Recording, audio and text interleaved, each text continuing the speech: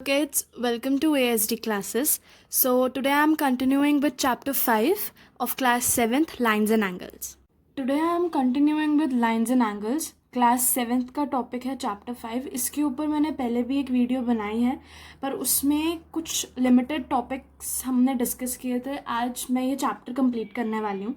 So lines and angles में सबसे पहले अगर हम लाइंस की बात करें, सो लाइंस, अगर एक पेयर ऑफ लाइंस की बात करें, I have two pair of lines, I name it as A B C D. Pair of lines जो हैं दो तरीके की हो सकती हैं.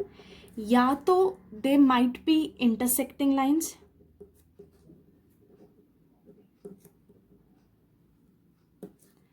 और it might be parallel lines. Intersecting lines वो लाइंस होती हैं जो एक दूसरे को किसी एक पॉइंट पे इंटरसेक्ट करें या कट करें, लाइक दिस. अगर मैं इसको ए बी सी डी नाम दूं तो हमारे पास दो लाइंस हैं, A B and C D. ये दोनों लाइंस पॉइंट ओ पे इंटरसेक्ट कर रही हैं. So these both lines are intersecting lines. Then next type of line is the parallel lines.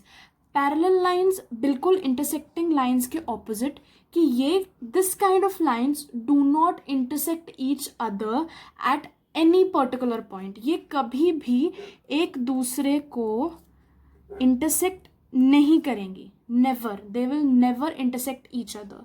So this is the basic difference between intersecting lines and the parallel lines.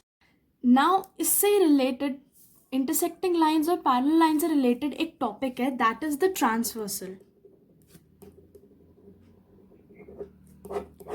Transversal एक वो line है, जैसे अगर हमारे पास दो pair of lines हैं, हमें नहीं पता ये इंटरसेक्टिंग है या पैरेलल है, हमारे पास ये दो लाइंस हैं एंड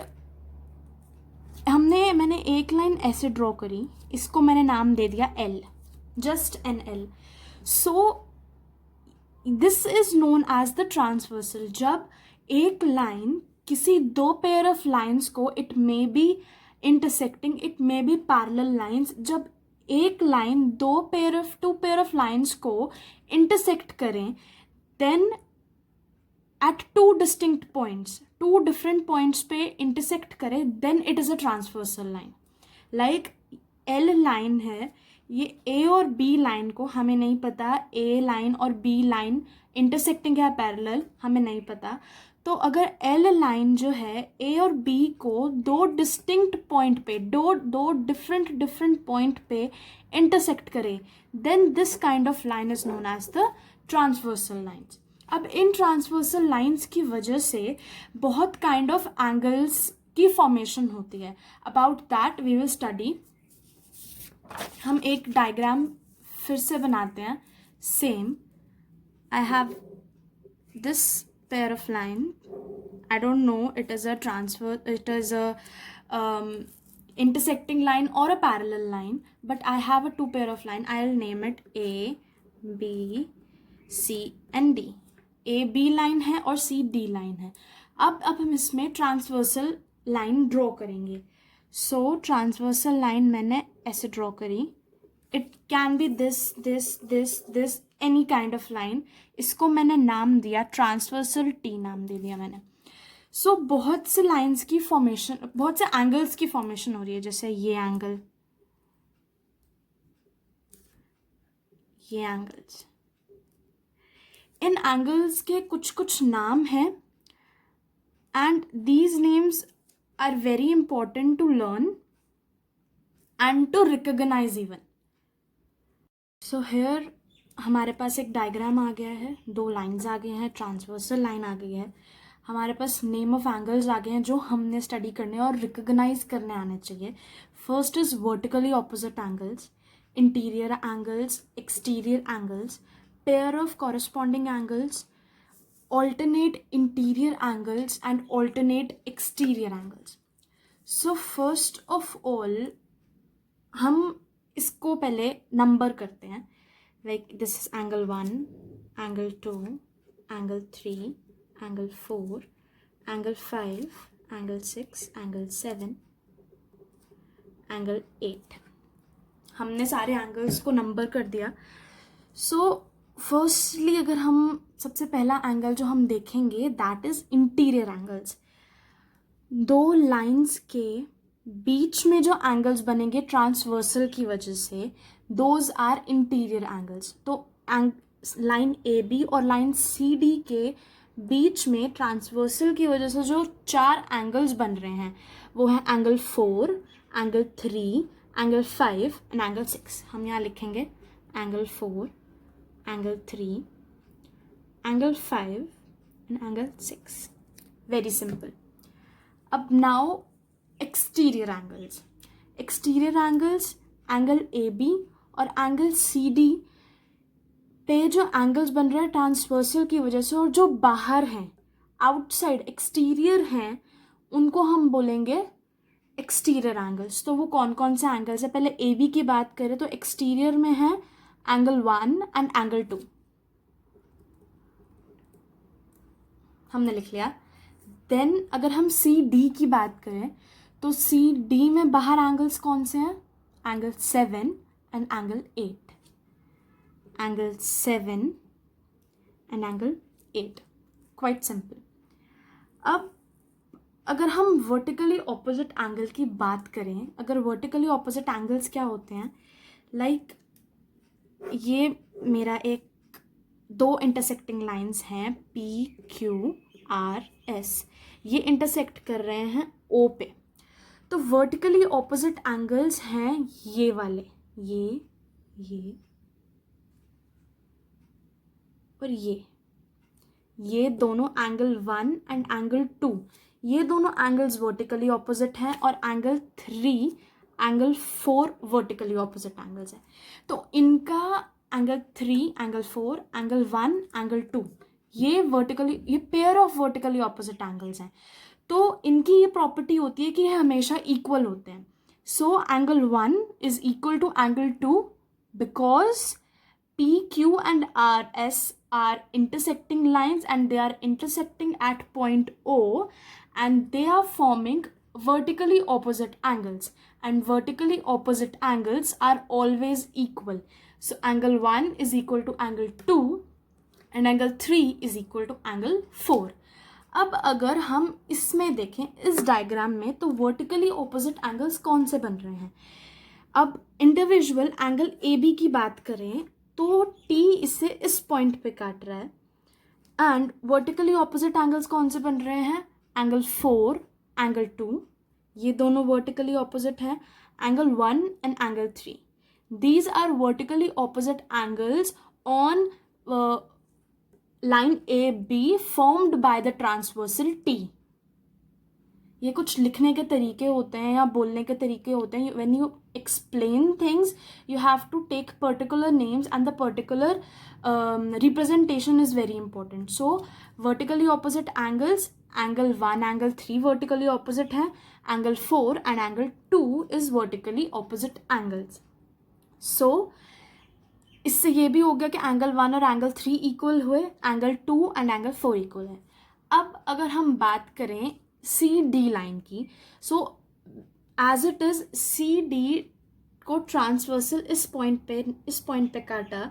सो जो 2 पेयर्स हमारे पास वर्टिकली ऑपोजिट एंगल्स के बन रहे हैं वो हैं एंगल 7 एंड एंगल 5 बन रहे हैं, angle 6 and angle 8। So these both 2 pairs are vertically opposite angles and similarly they are equal to. So angle 7 is equal to angle 5 and angle 6 is equal to angle 8. ये कोई reason नहीं है कि ये equal क्यों होते हैं, ये बेसिकली इक्वल होते हैं। जैसे आप अपने नेक्स्ट क्लास में 8th और 9th then you will get the real proof कि ये इक्वल क्यों होते हैं। Then next is the pair of corresponding angles. ये कॉरस्पॉन्डिंग एंगल्स और ऑल्टरनेट इंटीरियर और एक्सटीरियर एंगल्स में सबसे ज़्यादा कन्फ्यूजन होती है। I try to make it simple for you.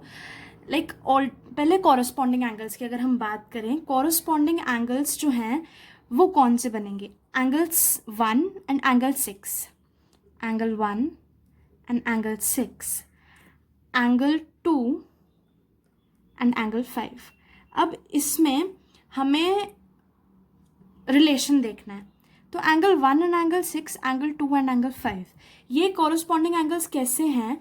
Like ये ट्रांसवर्सल ने इन दोनों को कट किया, सो ये और ये एंगल जो ट्रांसवर्सल के सेम साइड पे ऊपर की तरफ एंगल्स हैं, सेम साइड एंड ऊपर की तरफ एंगल है, तो वो कौन से हैं? एंगल 1 और एंगल 6।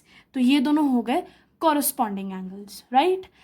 अब उसके दूसरे साइड पे, दूसरा साइड आ गया ये वाला साइड, दूसरे साइड पे जो अपर ऊपर की तरफ एंगल्स हैं, like 2 and angle 5, as similar to 1 and 6, 2 and 5, तो ये हमारे हो गए corresponding angles. Similarly side same रखनी है और हमें अब बॉटम वाले एंगल्स देखने हैं, तो बॉटम वाले angles same side, we are taking this side, and bottom वाले एंगल्स कौन से हुए? एंगल 4 और एंगल 7, ये हुए bottom angles. As similarly angle 3 और angle 8, they are at the same side of the transversal at the right side, and bottom वाले दोनों एंगल्स, तो angles 3 and angle 8, I will write it again, angle 4 and angle 7, angle 3 and angle 8, तो ये pairs हैं, ये दो and these two are the pair of corresponding angles. I hope clear हुआ होगा. Now next is alternate interior angles.